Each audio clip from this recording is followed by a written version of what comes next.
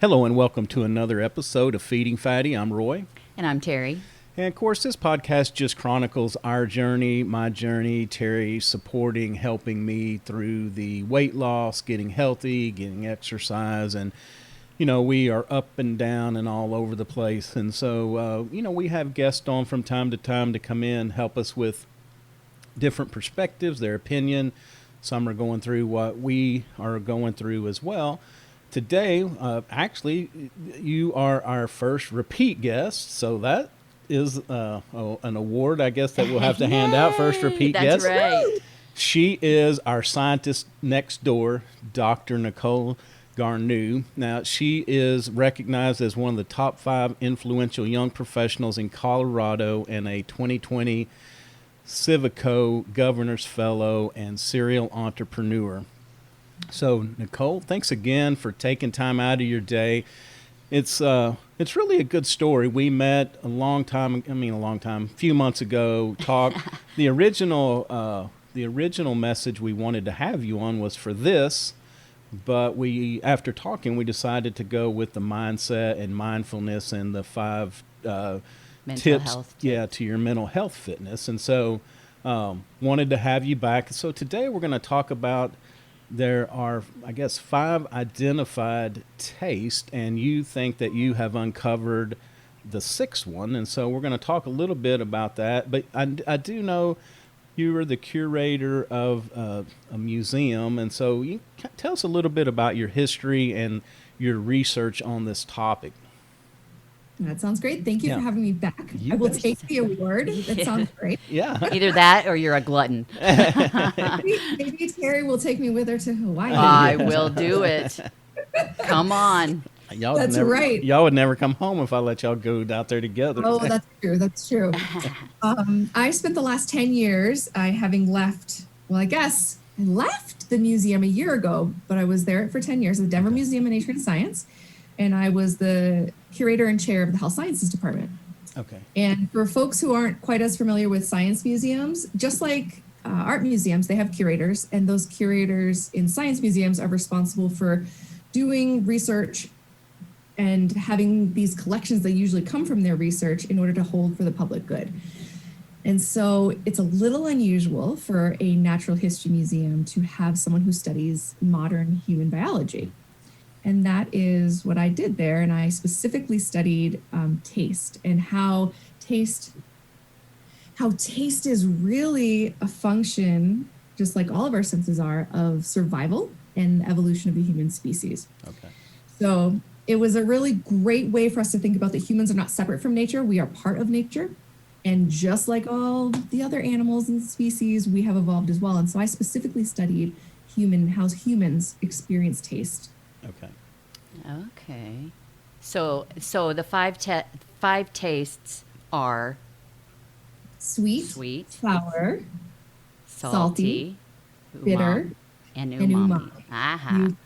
So those are so I joke around that it's kind of like, for golf fans out there, it's kind of like getting the green jacket. Like those are the ones that have green jacket. Like they're the masters. Everyone accepts them. Right. They're great. And then there's a lot of other really cool possible tastes out there that is starting to gain a lot more scientific evidence that it actually exists. So I think it might be worth me talking about how a taste, for the most part, gets defined as a taste. Okay.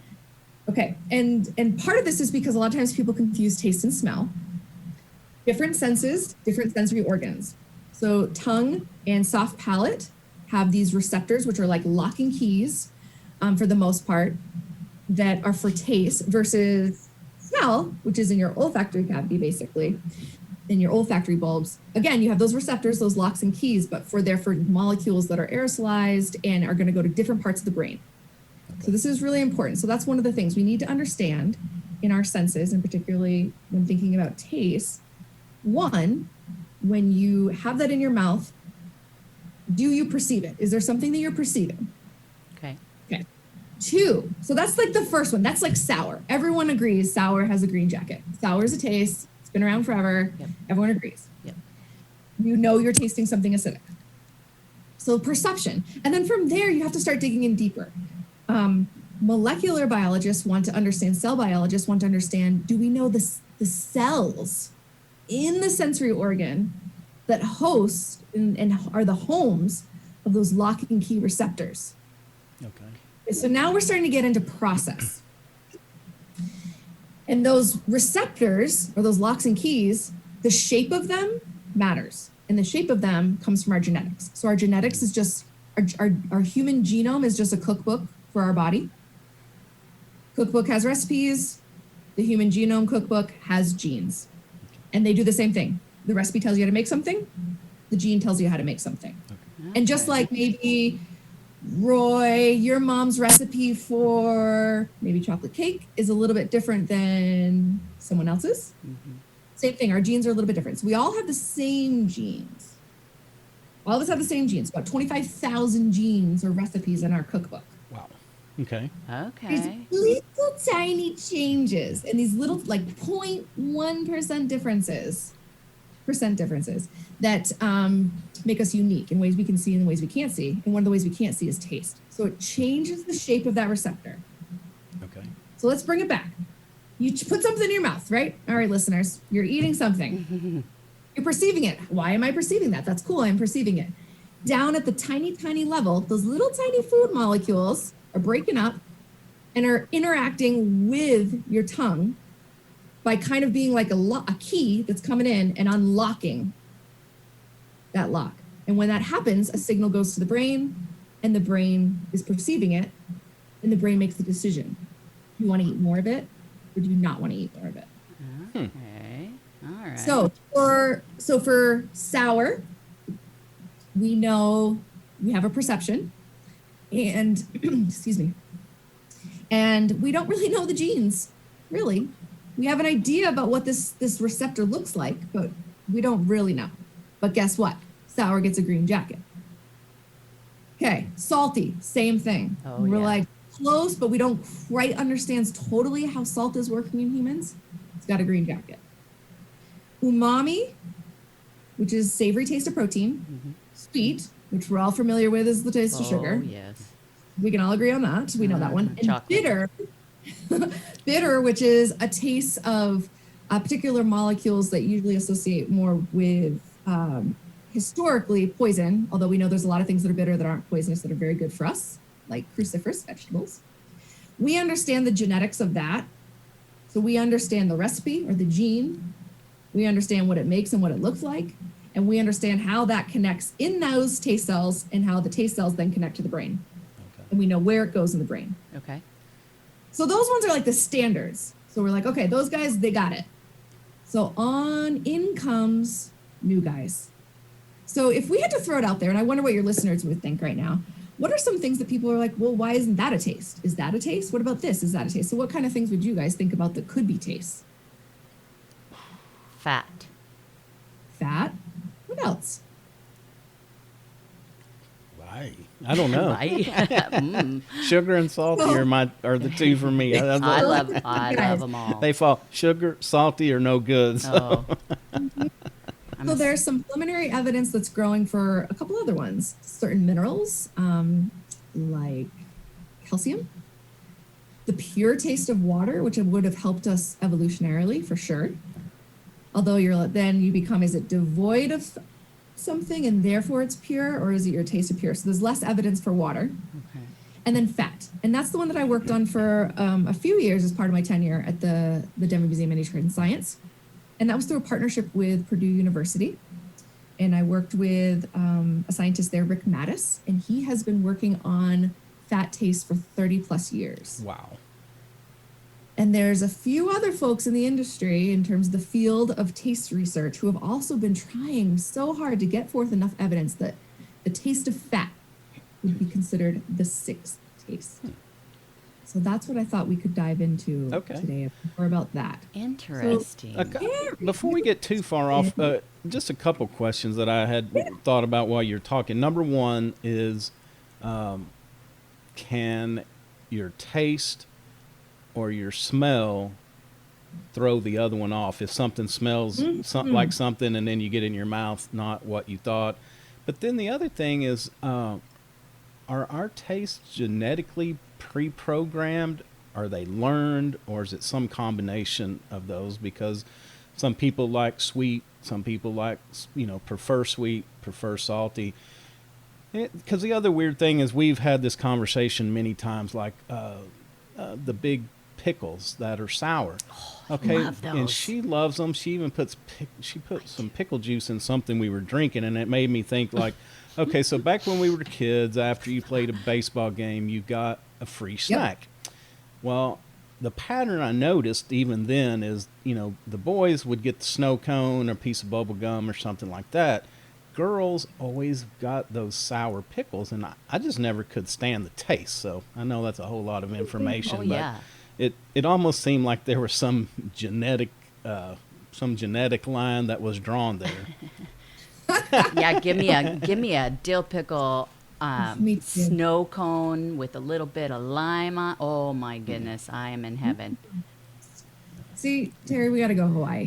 Let's go. I just come on. All right. So let's bring it back. Right out of the gate, now that I'm thinking about it, I'm like, we probably put the cart before the horse, because we started diving directly into a deep dive of how taste works. But I think we want to bring it back to how humans perceive flavor as a whole. Okay. And let's break it down from there, because some of the questions you just asked for are going to be answered when we look at it from that perspective. Okay. So the first thing is flavor in the brain. Flavor is just a perception of reality. And that perception leads to a behavior. So let's think about it from that point of view. So now, where is the brain getting its clues to have this perception of reality? Right out of the gate, we know that it's going to be coming from the senses. So our 5 senses play a huge role, of course, in figuring out how our brain is perceiving the flavor of something we're eating or drinking. Okay. And that's everything from before you even put something in your mouth, you are seeing it, you are smelling it, and that's called orthonasal olfaction, so through the nostrils.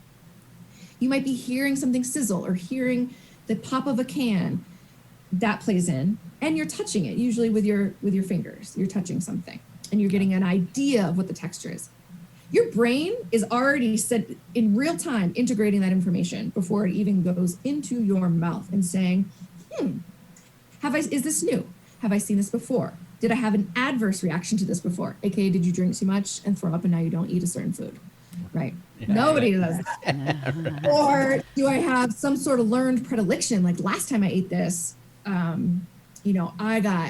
was able to do all this work, AKA caffeine. We learned caffeine is one of the most bitter molecules known to man. Did you guys have caffeine this morning? Yes. To wake your butt up? Yeah. 2.5 cups today. Okay, right?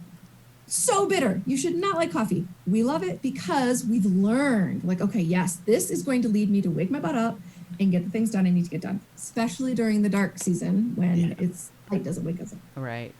So it's taking in all this information, and then it's pulling in other things like, what's my hunger level? What's my salt level right now? So this is where some of the cravings come in, Roy, where you were talking about. And then finally, you're going to start bringing in some of the things that scientists really have a hard time studying, which is the human element. How does your cultural background bring into this? Nostalgia, memories, things like that. The food hasn't even gone in your mouth yet. Right. So now food goes in your mouth. You have the sense of taste, which is the sweet, sour, salty, bitter, umami, possibly fatty acids, and possibly some of these other guys. You're getting retronasal olfaction, which retro means behind. Olfaction, of course, is the nose. So retronasal, so it's basically as you chew food, you're warming it up, it's getting aerosolized, and it goes up the back of your throat to your olfactory bulbs. Okay. So for someone who's like, I don't understand what you're saying, Dr. Nicole, did you ever laugh so hard that root beer or milk came out your nose? Yeah. That's the path. Okay. Well, I'll tell you the other one that I always think about when you say that is wasabi. Yes, because if you get so much, it seems like it'll burn all the way to the back of your throat and back up into your nose.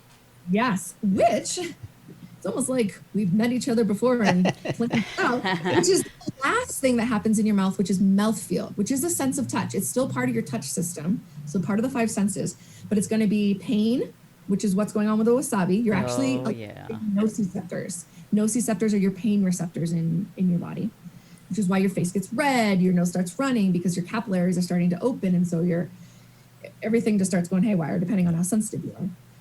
So it's pain, temperature, and texture is the sense of mouthfeel in your mouth, the sense of touch. Okay. So then your brain's still integrating. It's like, cool, now I have these new clues. Again, are they new? Are they old? What's going on? And then your brain's gonna decide, do you eat it? Do you spit it out? Do you eat more? And so on and so forth. So the questions around, is this genetically determined? Taste preferences are innate at birth. Babies, I always joke, babies don't like IPAs. Okay, babies don't like bitter. So you were born not liking bitter, not liking salt, and sour somewhere in the middle. And we talked a little bit about this when we, in the last episode we did together on the mental health fitness tips. But then umami and sweet, those guys, you have a predilection for them right out of the gate. So in the womb, these are forming. So there's a genetic basis of these that's very different than smell. Smells are learned. There is no, believe it or not, there is no one smell that everyone in the world says we all agree that's pleasant.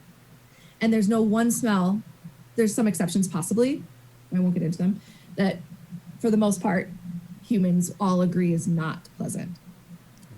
And so smell is learned. Now we're talking about not the ability to smell, we're talking about liking. Yeah. So this is a big difference. There's your ability to detect something, and that's genetic. And then if you like it and at what level, at what concentration you like it. For taste, right out of the gate, you're born with it. For smell, you learn it over the years. Okay. And really you learn it in the womb first. And you also, it looks like there is some evidence that you learn to appreciate spicy food or have a tolerance for spicy food in the womb as well. Okay. The dogs are protesting. The dogs are saying, I want the food you're talking about. They are so mad. They're kind of shut up in a room and they don't like that. Yeah. They're like, no, I know. I had Stu take the kid and the dog. They left. Yeah. I was like, I need to look professional. We need Stu. So Roy, there's not a connection in terms of the genetics. So XY, which versus XX. So XY makes a guy. Right. XX makes a gal. Yeah. In terms of the genetic sex of the baby. These genes aren't on those genes. So there's maybe some other connection that's going on that could be explored about why ladies were choosing the salty sour product. And there's a variety of things that could go into that, going back to hunger level and macro and micronutrients. Okay. Typically the salty stuff is going to be picked when you sweat a lot or need to do something to balance homeostasis. So that's why a lot of athletes drink pickle juice to replenish their electrolytes. Oh, okay. Oh. Never heard of that. Yeah. Smarter after their sports practice. Right, exactly. Yeah, helps them concentrate. Yeah, they were smarter. I can tell you that for sure. They still are. Roy, so we answered the pickle question and we talked about it from the genetic perspective. There was one other one that I think you asked that I can't remember if we answered. The one was just the confusion between, as you're bringing it up, the smell may signal one way or the other, where your taste is actually something different. Yeah, so we are beginning to really understand what's called cross-modal sensory interactions, which is how does one sense either literally affect physically or cognitively in the brain affect the perception of something else. So let me give you an example of that. And this is these are some of the things that when I work with food companies, they like to know, which is, for example, in the US, we associate vanilla, cinnamon, and strawberry, and the color red with sweet. So I can give you a drink that has no sugar in it and make it smell like strawberry and make it red, and you're going to tell me this is sweet. Wow, interesting. It's cultural. It's learned. Ah. So that's cognitive. So that's happening in the brain. So other things that can happen that's more physical is, for example, spicy. When you have spicy food, there's evidence to show that when you activate mouthfeel and that pain reception in your mouth, it does something to increase, I don't know if it's your awareness or is it actually the taste cells sending signals to the brain, we don't know where, taste and smell perception goes up. Which is why you can use spicy food, add more spices as you're decreasing salt and sugar and things, and still get that same reward. Okay. So yes, there's interactions between all of the sensory systems, and there's even interactions within sensory systems. So chefs know this very well. You add a little bit of salt, it picks up the sweet, and it decreases the bitter. Sweet and bitter are antagonists. They decrease each other. So not only are your senses interacting in some way, shape, or form, and your brain's integrating it, which is wild, even within one sense, like the sense of taste, you're having these interactions that are occurring that almost don't make sense because you're like, no, I know I have this much salt and I know I have this much sweet, but I'm getting actually this feeling of it. Right. And it's a good one to talk about for just a minute too, because there's a major fast food chain that along the way they figured that out, is that if they would soak their French fries in sugar water, then it becomes addictive. And it does. I mean, it's hard if you know that and you taste it, you can kind of pick that up. But for years and years, I never picked up that sweetness of them. Mm-hmm. Now I understand why they are so addictive. Not only the salt, but the sugar that's very in it. Interesting. Yeah. Because now it's kind of like you're being, for lack of a better word, kind of tricked. Yes. Because it's not high enough that you're cognitively perceiving it, only because there's a lot of other things going on. Right. Usually, if it's drive-through or something like that, you're eating in the car, so your brain's paying attention to other things. You've got the salt, so you're not really being like, these are sweet French fries. And yet you're having a physiological reaction that says, oh, that was energy. Yeah. And energy used to be really hard to find. So humans really like eating sugar, even when you don't even realize it. Yeah. Oh my gosh. Yeah. And the other thing, I guess the converse of that is when me personally, I will say, when I cut my sugar, when I'm watching my intake, only maybe eating more natural sugars like, fruit and stuff, then all of a sudden that the natural sweetness of foods is very, very amplified. All of a sudden you'll eat something. One thing, I think it's carrots that are very noticeable, but you eat them and like, wow, that was just like almost eating a candy bar. It was so sweet. Yes, and I have many friends who study what's going on with dopamine in the brain and the reward system that is part of when you have intake of sugar. And it's true. That reward system, you basically need to go higher and higher to get that hit. So when you start decreasing, your perception is going to change with it, especially if you're doing it mindfully, and it's going to change your behavior, which then changes your perception, and so on and so forth. So it's either a beautiful cycle or a negative feedback loop of perception and mindfulness, and what you're doing changes behavior, and behavior changes perception, and so on and so forth. And I've noticed the same thing with tracking. We talked about this quite a bit last time. With tracking food, I'm like, oh, wow, that has that in it. And it's making, when I do decide to do it, not out of habit, not reaching for things out of habit, when I decide to eat that peanut butter, I don't even know what it was, peanut butter chocolate something from Cold Stone. Oh my gosh, even this is oh, that's good. It has like a billion calories. Oh my gosh. But when I decide to do that because it's special, because I was out with my 5-year-old and we went to sushi together and then we were going to go see a movie, the reward I got from that was out of control. Whereas before, I used to just eat those all the time and be like, oh, no big deal. So their behavior can change perception, can change behavior in a very positive feedback loop when you're mindful of it. And those decreasing of taking in both salt and sugar, both of those things, your body then recognizes that and realizes that you don't need the same concentration in order to get that same hit.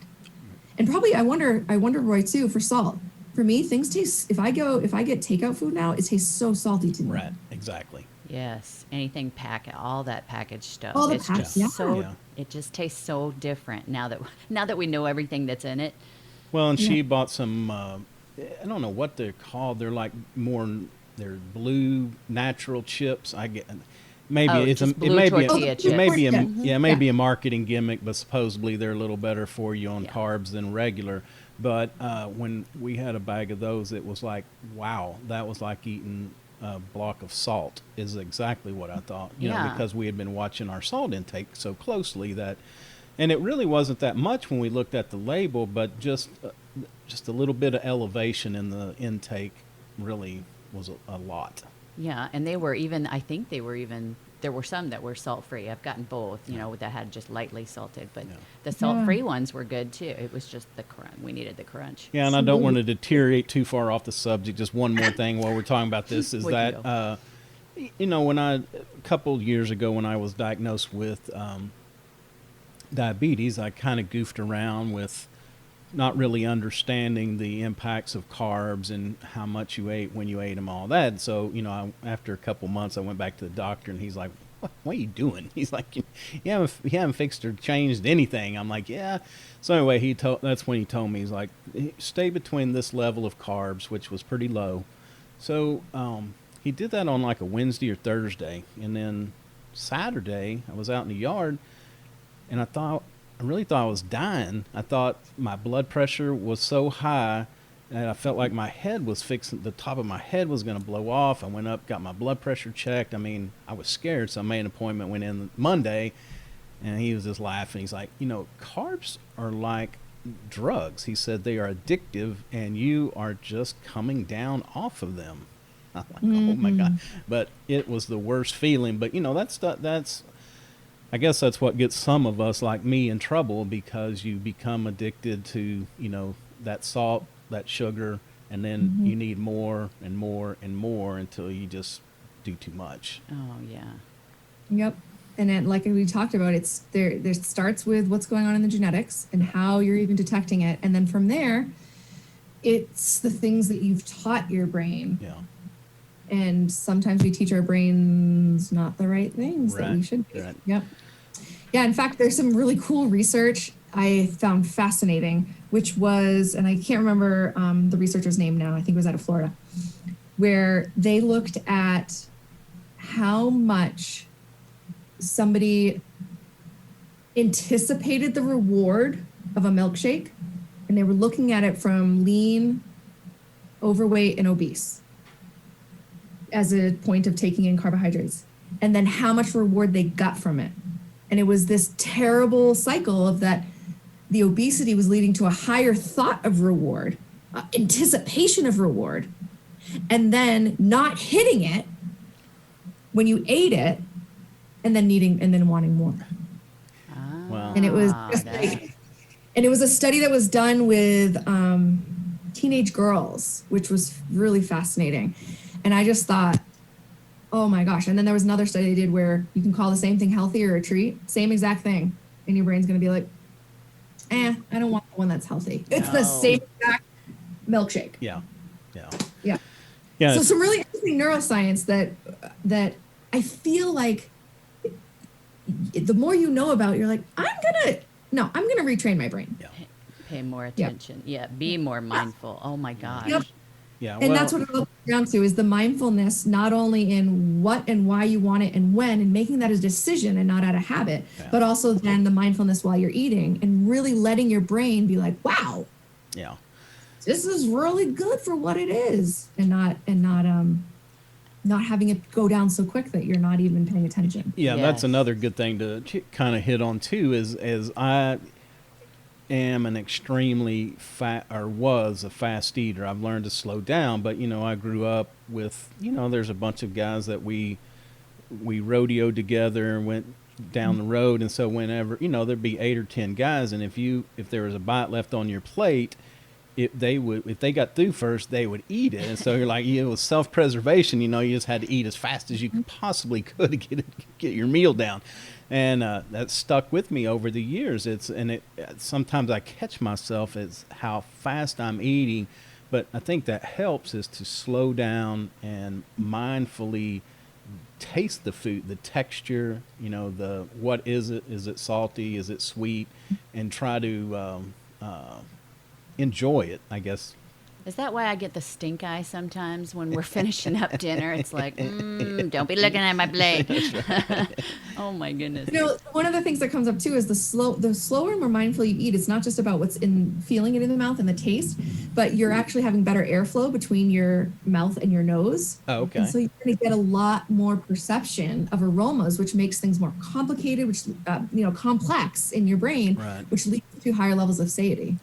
So Yeah, and satiety. there's a little bit of delay too from the, I guess, the receptors that tell you you're full. So what else I've heard is if you eat, the slower you eat, you give that time to catch up and signal. Where if you eat fast, you just kind of eat past it, and you get the signal somewhere down the road that, hey, I'm full. But that was about 15 minutes ago.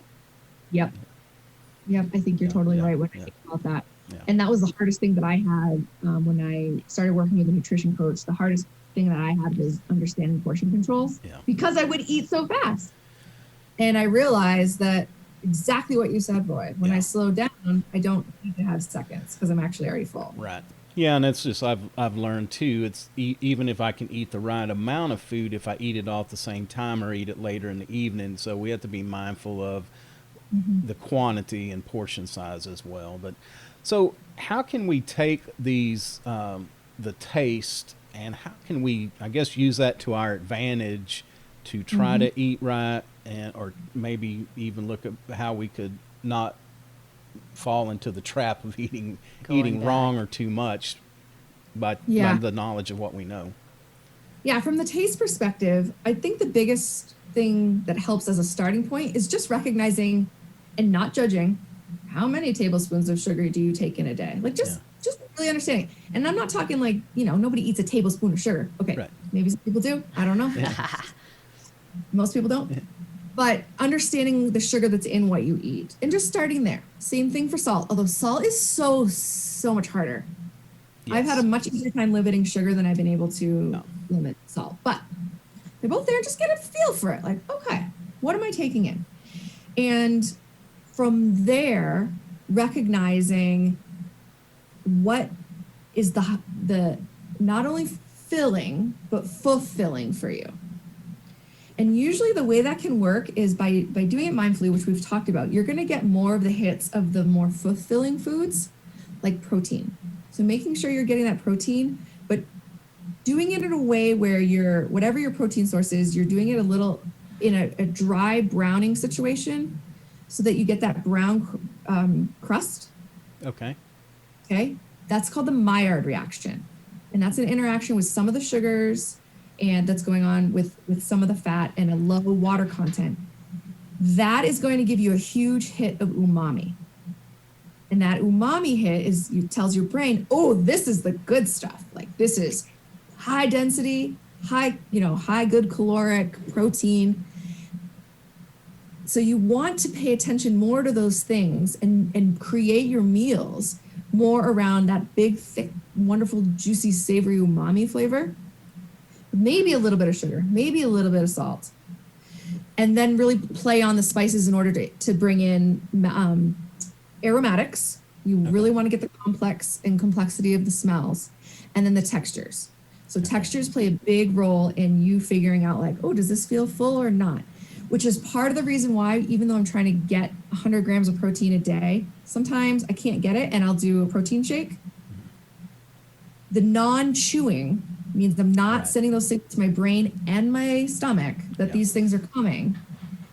And it can have a feedback that means you're not going to feel it. Not only is it not filling, but it's not fulfilling. Right.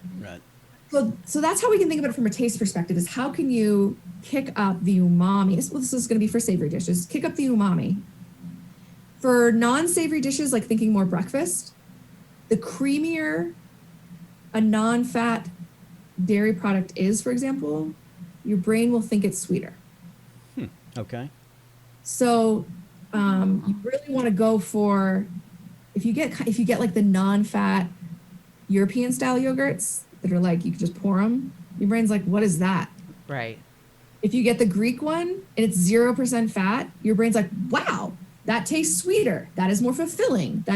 So it's tricking your brain in a lot of ways, kind of like food companies do, but you're going to do it for yourself for good reasons. The sugar fries. Yeah, it's sugar fries. But you're doing it in order to have your brain and your body say this is filling and fulfilling. And there's ways that you can trick it by doing that. I do want to mention that we talked about the taste of fat. Yes. And there's a lot of confusion about the taste of fat. So when you think of fat, what foods come to mind? Like what fatty foods come to mind? Chocolate, steak. Chocolate. Steak fat. Steak, fat, and chocolate. I don't know why. I'm getting really hungry talking about this. That big juicy. So all of those things that we just talked about, and this is what normally Americans will think about as fats, those are saturated fats. There isn't a lot of evidence that there is a taste for saturated fats. The taste of fat that has been studied for 30 plus years is unsaturated fats. Okay. And it's really interesting because by themselves, they don't taste great. And they have the ability to go rancid pretty quickly, which you might have noticed, like if you open like olive oil or some of these other better fats, you're like, whoa, like they tell you, keep it in the fridge. Not the olive oil is hard, but so they go bad pretty quickly. So the taste of fat that we have evidence for is unsaturated fatty acids. And when you can taste it, it's usually an indication that it's gone bad. So originally we thought, of course you would need to taste this. These are good fats, your body needs them, you can't make them. And it turns out that they are so often incorporated with other things. The only time that you can taste them really is if they've gone bad, and it's an indication to you not to eat it because it's rancid. So that's our theory about why we've evolved to taste fat in a survival perspective. And it's totally mind-blowing because normally you would think, no, that's something we need. So we should like the taste of it. Right. But when you taste it in your food, the particular molecules, the actual fatty acid molecules. So I'm not talking about like the taste of avocado when you have avocado oil, or the taste of macadamia nut when you have macadamia nut oils. Like those are the main flavors that are incorporated there. I'm actually talking the pure taste of the fatty acid, like linoleic acid or oleic acid. For the most part, it looks like we evolved to only taste them when they are not good anymore. Yeah. So don't eat something that's been hanging out for a long time and get sick and die. Huh. Yeah, and I guess that's part of, I assume, that why the taste evolved, or we had some to begin with, and why they've evolved is that survival. I mean, we needed I guess the meat had to be cured, so it was salty to let us know it was probably good to eat, and then this rancid taste. Well, it would be way even before that, Roy. So our developing taste for salt would have been long before humans were curing things with salt. Oh, really? Oh, okay. Salt wasn't, because salt wasn't as easy to get in that time. Oh, okay. So it's even before that, So it's really interesting to think about that when you think about our tastes from the perspective of survival and evolution, you can really think to yourself, it's doing one of two things. It's either driving me towards something that I need to survive in a harsh environment, which we do not longer live in, or it's protecting me from something that could potentially hurt me, which also doesn't serve us because there's so many vegetables that are bitter, for example, that aren't poisonous. And thinking about unsaturated fats, it's a big mystery for us to understand why it's an aversive taste. And when we know we need it, but it's because it had to do more with a complex food potentially going bad. Yeah. So, and then again, salt and sour are these weird things in the middle that it depends on the concentration about whether it depends on the concentration of if you detect it, at what concentration, and then at what concentration do you like it the best. Well, interesting. Yeah. Now, I'm on brain overload now. Sensory overload. Oh my goodness. Yeah, and that's what I've got to figure out is how, to turn these vegetables into something that I like, because it's just, I cannot make myself like them. It's hard. And I have to give Terry credit. She does a lot of seasoning and a lot of things to try to make them more edible. But some of it, like you said, it's that texture. Some of it is the knowing. Sometimes she won't tell me what we're fixing to have, but it's, there's a lot of stuff that goes into this eating besides just the actual taste of the food. That doesn't hurt it, but there's, I think the psychological part about just vegetables and Agreed. yeah. And he still will eat it. He still says, "Oh, this is the best thing I've ever had." Before he takes his first bite. Yeah, and that brings us back to what we talked about right at the beginning. Roy, you are basically saying, I am in charge of my behaviors. I'm making these choices. Right. And it's a long slog, it feels like, but those choices that you make in your behaviors are going to eventually start retraining your brain. And that perception will change. And you'll get to the point where all of a sudden you realize, oh my gosh, I guess, I don't even put salt on that anymore. I don't add sugar to that. Yep. Now, I was the worst about that. Salt went on everything before we even tasted it, salt, pepper. But now, I very rarely, we do while we're cooking, but not once it's been plated, no more putting salt on it. But not as much. I mean, just a little bit now. But when we first started this, so many months, I don't even know how many months, it seems like forever. But when we first started, we cut out all salt and just tried to flavor it with everything. But you have to have a little bit. You just do it a little bit. Yep. And that's what I'm finding now. Now that I've been really patient with myself and I've worked on understanding and being mindful of what it is I'm putting in my body and enjoying it at that moment, I'm realizing, yes, I can add a little brown sugar to my oatmeal. Yeah. Yeah. Absolutely. Yeah.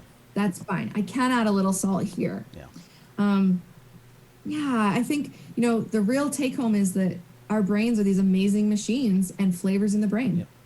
And you have the ability to do this, to stop it being habit and start it being that you're making these active choices that will then retrain your brain. Yeah. And I think I really do think that's the big take home of understanding the flavors in the brain and how all the senses play in and all the 5+ tastes fit in. Yeah.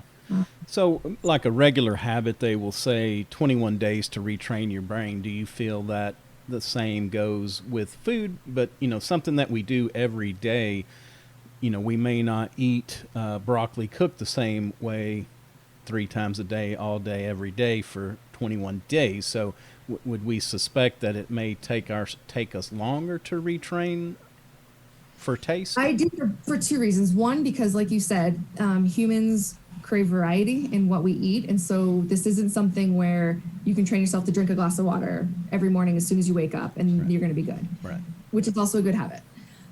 And also because you're fighting against hundreds of thousands of years of evolution. Yeah. So that doesn't turn off without you really being intentional about it, right, and helping you get there. Like it's just not going to happen. Yeah. All right. Well, Dr. Nicole, again, it's been such a pleasure visiting, and every time we talk, I feel that you and Terry must be kin at some level. We do need to go on a trip. I'm telling you. If I could sock you away in my suitcase, I certainly would.